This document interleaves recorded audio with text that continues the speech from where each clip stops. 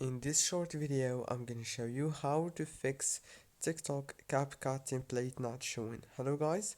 So first thing you wanna do is open the settings on your phone, go to the apps, open the apps like this, and now all what you have to do is search for TikTok like this, and then go into the storage right here, click on clear data and clear cache, and go back again, and now click on this force stop option.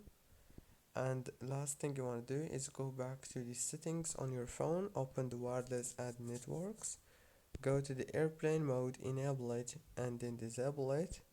And now you have to do one last thing, which is go to the Play Store and click on this update option.